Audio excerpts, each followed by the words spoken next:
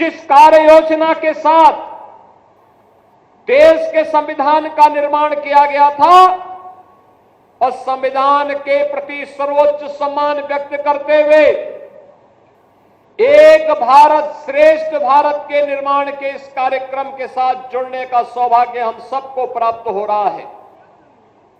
बहनों और भाइयों, दुनिया के अंदर अगर आज भारत सबसे बड़ा लोकतंत्र है तो भारत के संविधान के कारण, बाबा साहब डॉक्टर भीमराव अंबेडकर के द्वारा दिए गए संविधान के कारण उत्तर से लेकर दक्षिण तक, पूरब से पश्चिम तक 140 करोड़ का भारतीय एक भारत श्रेष्ठ भारत के निर्माण के साथ अब विकसित भारत की परिकल्पना को प्रधानमंत्री मोदी जी के नेतृत्व में आगे बढ़ाने के लिए प्रतिबद्ध दिखाई दे रहा है। बहनों और भाइयों, लेकिन आज जिस गौरव की अनुभूति हर भारतवासी कर पा रहा है, आज जिस अनुभूति का एहसास हम हरदोई में बैठ करके कर पा रहे हैं, जिन विकास की नई नई योजनाओं का लाभ हम लोग ले पा रहे हैं और जिन नई योजनाओं के प्रस्ताव हम अपने माननीय जनप्रतिनिधियों के माध्यम से शासन तक पहुंचा रहे हैं, यह 1947 के पहले संभव नहीं था। गुलामी के कालखंड में यह संभव नहीं था। विकास नहीं था, गरीबी थी, अव्यवस्था थी, भूखमरी थी, रोजगार का अभाव था, लोगों को प्लान करने के लिए अकाल का शिकार होने के लिए मजबूर होना पड़ता था।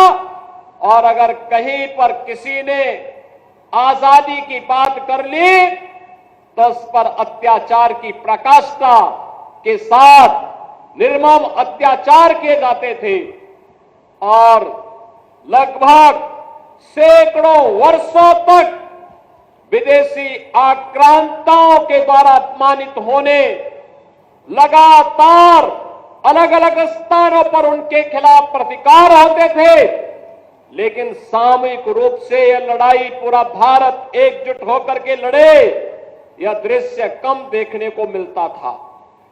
1857 का प्रथम स्वतंत्र समर पूरे देश को एकजुट होकर के लड़ने के लिए एक नया उत्साह और एक नए उमंग के साथ आगे बढ़ता हुआ दिखाई दिया है। बहनों और भाइयों, मंगल पांडे के द्वारा बैरकपुर में किए गए शुरू किया गया अभियान कहीं मेरठ के अंदर, कहीं झांसी के अंदर, कहीं बिठूर के अंदर, कहीं बलिया और गोरखपुर के अंदर, कहीं लखनऊ के अंदर और कहीं पे राजा नरपत सिंह के नेतृत्व में हरदोई के अंदर यह अभियान आगे बढ़ा। याद करिए क्या जज्बा था। जिससे पूछो, जहां पूछो, मंगल पांडे से जब पूछा गया था कि आखिर तुम तो ब्रिटिश सेना के हिस्से हो, क्यों आजादी की बात करते हो, उन्होंने कहा रखो अपनी नौकरी, मेरा देश स्वतंत्र होना चाहिए, भारत माता की आन मान और शान की रक्षा होनी चाहिए।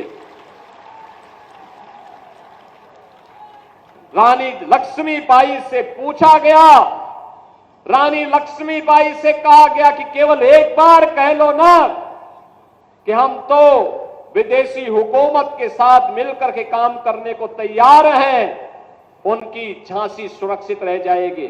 उन्होंने कहा नहीं, झांसी भी सुरक्षित रहेगी और भारत स्वतंत्र होकर के रहेगा, हरगिज अपनी झांसी नहीं दूंगी।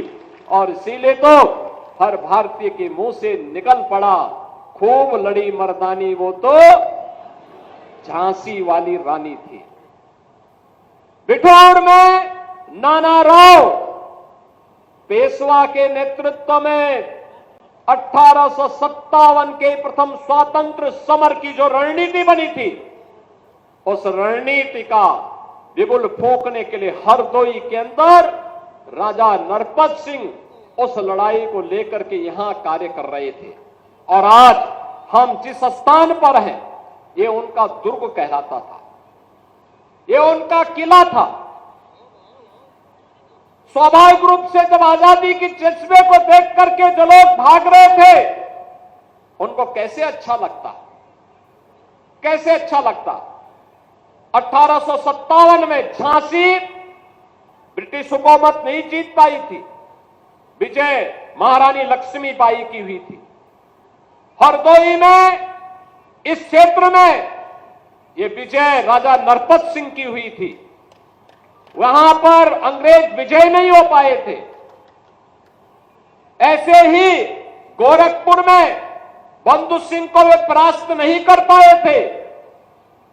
अलग अलग स्थानों पर, अलग अलग स्थानों पर जहां पर भी ये स्वातंत्र समर एकजुट होकर के नानाराव पेशवा के रणनीति के तहत आगे बढ़ा, वहां पर भारत के लोग जीते थे। और बाद में यह मंद पड़ता गया और अंततः ब्रिटिशर ने फिर अत्याचार की पराकाष्ठा की। और जिसका एक उदाहरण आपके सामने महाराजा नरपत सिंह का यह दुर्ग भी है, जो खंडरों में तब्दील होकर के आज वहां पर एक टीले के रूप में मात्र बचा हुआ है।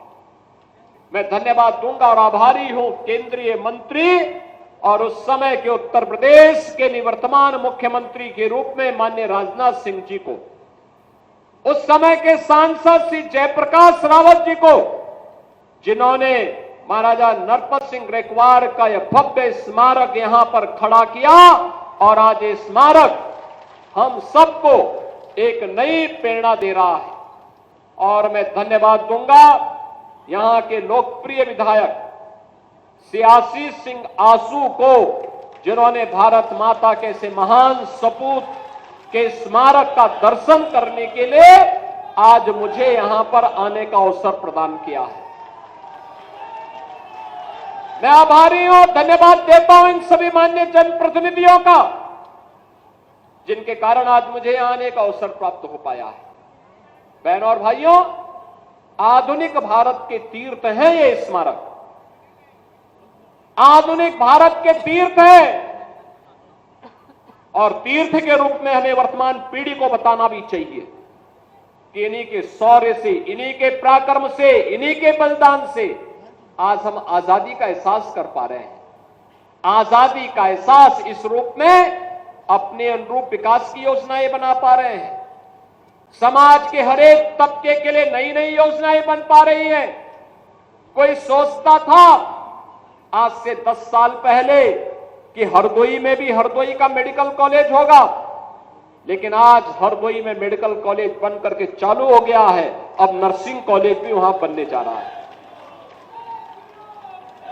कोई सोचता था हरदोई के अंदर, हरदोई से पश्चिम में मेरठ और दिल्ली को जोड़ने के लिए और इधर प्रयागराज से जोड़ने के लिए एक ग्रीनफील्ड एक्सप्रेसवे मिलेगा, लेकिन गंगा एक्सप्रेसवे सर्वाधिक दूरी आपके हरदोई जनपद में तय कर रही है।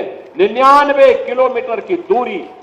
याद करना, हरदोई से दूरी दिल्ली की दूरी को भी कम करेगी और साथ साथ प्रयागराज की दूरी को भी और काशी की दूरी को भी कम करने में सहायक होगी।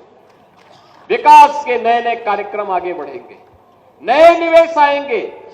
पीएम मित्रा टेक्सटाइल पार्क यहीं बनने जा रहा है, इसी जनपद की सीमा पर बनने जा रहा है।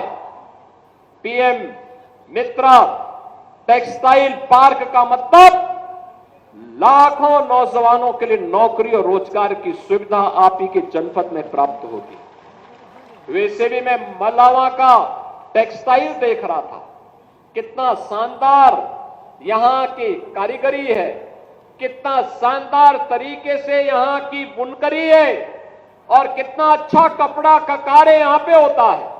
लेकिन जब टेक्सटाइल पार्क बनेगा तो इनके हुनर को भी काम मिलेगा और साथ साथ यहां के नौजवानों को, जो लोग अब तक कार्य के लिए पंजाब जाते हैं, सूरत जाते हैं, उन्हें वहां नहीं जाना पड़ेगा, बल्कि अन्य देश भर के लोगों को रोजगार के लिए आपकी हरदोई में आना पड़ेगा। बहनों और भाइयों, मैं यहां पे भी था और यहां पर मैं देख रहा था विकास के लिए। आंसू जी कह रहे थे, अशोक रावत जी भी कह रहे थे कि यहां की कनेक्टिविटी ठीक हो जाए तो और पर्यटन बढ़ेगा, और पक्षी विहार के लिए भी। बहनों और भाइयों, महाराजा नरपत सिंह की इस पावन धरा पर जो तालाब है, पक्षी विहार के रूप में सरकार इसको विकसित करेगी, इसको बेहतर कनेक्टिविटी के साथ जोड़ेगी, बेहतर कनेक्टिविटी होगी। याद करिए, ये डबल इंजन की सरकार है। डबल इंजन की सरकार विरासत का भी सम्मान करती है और विकास को भी आगे बढ़ाती है। और विरासत और विकास का यह अद्भुत संगम आपने भी देखा होगा प्रयागराज महाकुंभ के अवसर पर। देखा ना, उत्तर प्रदेश की सामर्थ्य दुनिया देख रही थी। 66 करोड़ से अधिक श्रद्धालु देश भर से आ जाए। जो लोग कहते हैं भारत के बारे में कि भारत में लोग गंदे रहते हैं, जो लोग कहते हैं, जो लोग बदनाम करते थे हमें कि हम जाति के नाम पर बटे हैं, क्षेत्र के नाम पर बटे हैं, भाषा के नाम पर बटे हैं, तमाम वादों के आधार पर बड़े हैं, इनकी आंखों को खोलने के लिए महाकुंभ पर्याप्त है। ये लोग जा करके देखें, एक ही संगम की त्रिवेणी में हर जाति के लोग, हर क्षेत्र के लोग, हर भाषा के लोग एक ही साथ स्नान करते थे। कोई भेद नहीं था, न जाति का भेद था, न क्षेत्र का भेद था, न भाषा का भेद था, न संप्रदाय का भेद था। एक भारत श्रेष्ठ भारत का इतना अच्छा उदाहरण अन्यत्र देखने को नहीं मिलेगा। मां गंगा का आशीर्वाद भी मिला, मां यमुना का आशीर्वाद भी मिला, मां सरस्वती का आशीर्वाद भी मिला, और जो आया अभिभूत होकर के गया। याद करिए, भारत से तो लोग आए ही, दुनिया के 100 से अधिक देशों के लोग भी आए। हर व्यक्ति के मन में एक ही भाव था, जो देशी था, जो भारत का था, वह तो कहता था कि वाह, एक बार बस संगम में डुबकी लगाने का अवसर मिल जाए, पुण्य स्नान का सौभाग्य मिल जाए। और जो विदेशी थे वे भीड़ को देख करके अभिभूत थे। इतनी बड़ी भीड़, इतने उत्साह के साथ, एक आयोजन के साथ सहभागी बन रही है। बहनों और भाइयों, ये तब होता है जब सारे लोग एक दिशा में सोचते हैं, एक साथ चलते हैं, एक साथ विरासत पर गौरव की अनुभूति करते हैं। विपक्ष के लोग दुष्प्रचार करते रहे, लेकिन जनता जनार्दन ने ठान लिया था, ये जितने भी भारत विरोधी हैं, सनातन विरोधी हैं, इनको सबक सिखाना है। भले यात्रा की कठिनाई हो, लेकिन हम तब भी जाएंगे। और वे लोग आए, बड़े पैमाने पर देश भर से आए, और इतना बड़ा आयोजन दुनिया के अंदर कहीं नहीं हो पाया जो प्रयागराज की धरती में उत्तर प्रदेश के अंदर हो गया है। बहनों और भाइयों, ये विरासत और विकास का एक अद्भुत संगम है। महाराजा नरपत सिंह का यह पावन स्मारक भी विरासत है, उसको विकास के साथ जोड़ना है। और विकास के साथ जोड़ने के लिए कनेक्टिविटी, अच्छा मार्ग बने वहां तक जाने के लिए, वहां तक जाने के लिए मार्ग बने, पक्षी विहार बने, पर्यटन के कुछ संभावनाओं को विकसित किया जा सके, गेस्ट हाउस बने, यहां के लोकल उत्पाद को हम आगे बढ़ा सके। मैं देख रहा था, यहां के अन्नदाता किसानों ने, यहां के हस्तशिल्पी और कारीगरों ने बहुत अच्छे अच्छे उत्पाद तैयार किए हैं। अगर वे सभी यहां डिस्प्ले हो जाएं, लोगों को मिलने प्रारंभ हो जाए, तो रोजगार का भी सृजन होगा, नए गाइड भी मिलेंगे, और साथ साथ यहां के विकास को आगे बढ़ाने में भी मदद मिलेगी।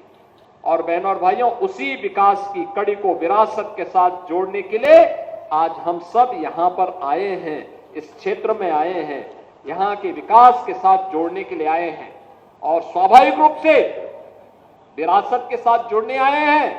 तो आज यहां पे 650 करोड़ रुपए की परियोजनाओं की सौगात भी हरदोई जनपद को दे रहे हैं। ये विकास के विभिन्न प्रकार की योजनाएं हैं, ये कनेक्टिविटी की भी है, शिक्षा की भी है, स्वास्थ्य की भी है, पेयजल की भी है, आम जन से जुड़े हुए जीवन के प्रत्येक क्षेत्र में व्यापक परिवर्तन का आधार बनाने वाली योजनाएं हैं। और इसीलिए बहनों और भाइयों, हम लोग आए हैं आपसे कहने के लिए, आज बदलते हुए भारत को हम सब ने देखा है। एक नया भारत प्रधानमंत्री मोदी जी के नेतृत्व में आज हम सबको दिखाई देता है। एक भारत है, श्रेष्ठ भारत है। एक भारत श्रेष्ठ भारत के दर्शन हो रहे हैं। एक भारत श्रेष्ठ भारत इसलिए क्योंकि पिछले 10 वर्ष में भारत दुनिया की एक महाशक्ति के रूप में स्थापित हुआ है। आपने देखा होगा, भारत 5वीं बड़ी अर्थव्यवस्था बन गया है और अगले 2 वर्ष में भारत दुनिया की 3री बड़ी अर्थव्यवस्था बनेगा। 3री बड़ी अर्थव्यवस्था का मतलब भारत से बड़ी केवल 2 ही अर्थव्यवस्था तब रहेगी, एक अमेरिका की और दूसरा चीन की, और तीसरा भारत होगा। आप याद करिए, हर भारतवासी के लिए गौरव का क्षण होना चाहिए। आज विकास की नई नई योजनाएं आ रही हैं।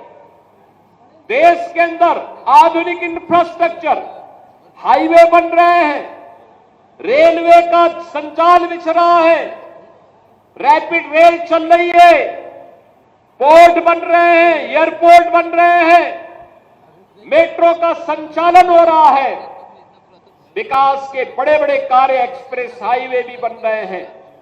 और जब सुरक्षा का बेहतर वातावरण होता है, बेहतर वातावरण होता है, तो सुरक्षा के इस बेहतर वातावरण में निवेश आता है, रोजगार का सृजन होता है, नौजवान प्लान नहीं होता है।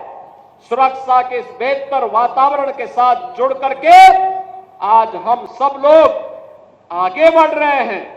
आप याद करिए 2017 के पहले के उत्तर प्रदेश को हर दूसरे तीसरे दिन दंगा होता था। बहनों और भाइयों, इन दंगाइयों का उपचार ही डंडा है, बिना डंडे के मानेंगे नहीं। आप देख रहे होंगे बंगाल जल रहा है, वहां की मुख्यमंत्री चुप है, दंगाइयों को शांति दूत कहती है। अरे लातों के भूत बातों से कहां मानने वाले हैं। लेकिन सेकुलरिज्म के नाम पर इन लोगों ने दंगाइयों को दंगा करने की पूरी छूट दे रखी है। पूरा मुर्शिदाबाद पिछले 1 सप्ताह से चल रहा है, सरकार मौन है।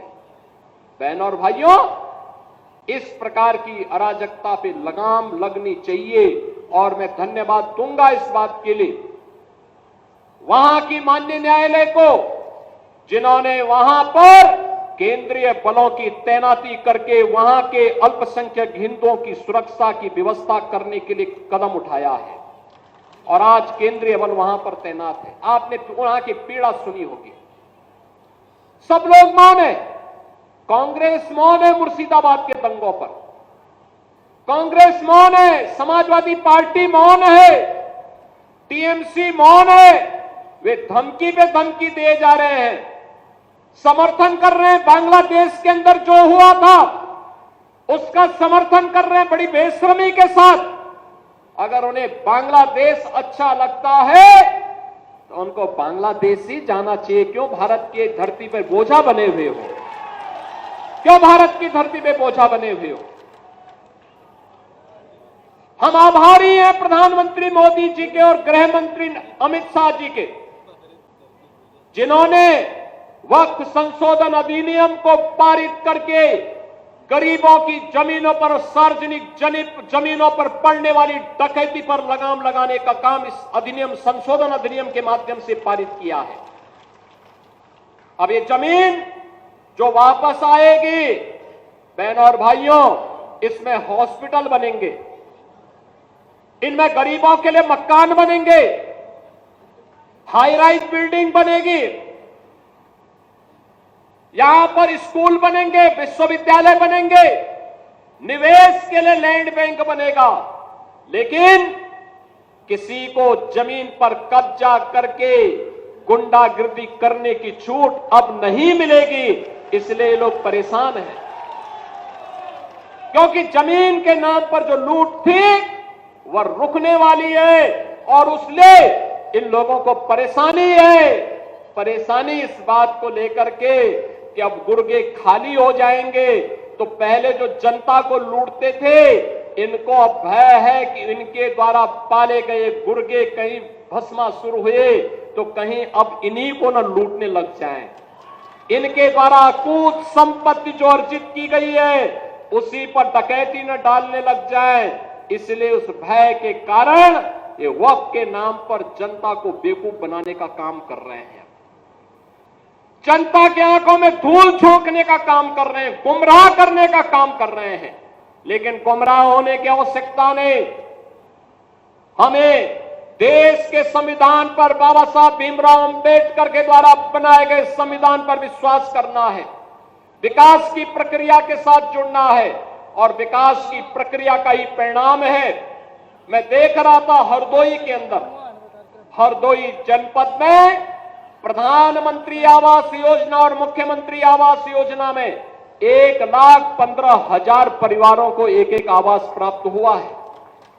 अनुमान करिए इतने गरीब परिवारों को इससे पहले की सरकारें क्या कर रही थी 75 वर्षों तक, 70-75 वर्षों तक कर क्या रहे थे। लेकिन गरीब को आवास नहीं दे पाए थे, शौचालय नहीं दे पाए थे, उनको कोई सुविधा नहीं दे पाए थे। आयुष्मान का कार्ड मैं भी देख रहा था, आयुष्मान का कार्ड जब मिल रहा था उत्तर प्रदेश के अंदर 10 करोड़ लोग आयुष्मान भारत की सुविधा का लाभ ले रहे हैं।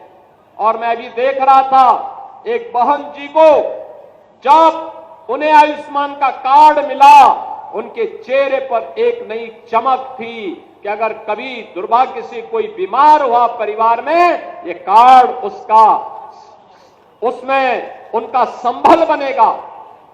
लेकिन इससे पहले क्या कर रहे थे, पिछली सरकारें कर क्या रही थी, क्या कांग्रेस कर रही थी 60 वर्षों तक, क्या समाजवादी पार्टी कर रही थी जब कई बार उन्हें सरकार बनाने का अवसर प्राप्त हुआ। इसका मतलब इनको विकास से कोई मतलब नहीं था, ये प्रदेश में केवल अपने परिवार का विकास करने के लिए आए थे, इनको जनता जनार्दन के विकास से कोई मतलब नहीं था। और आज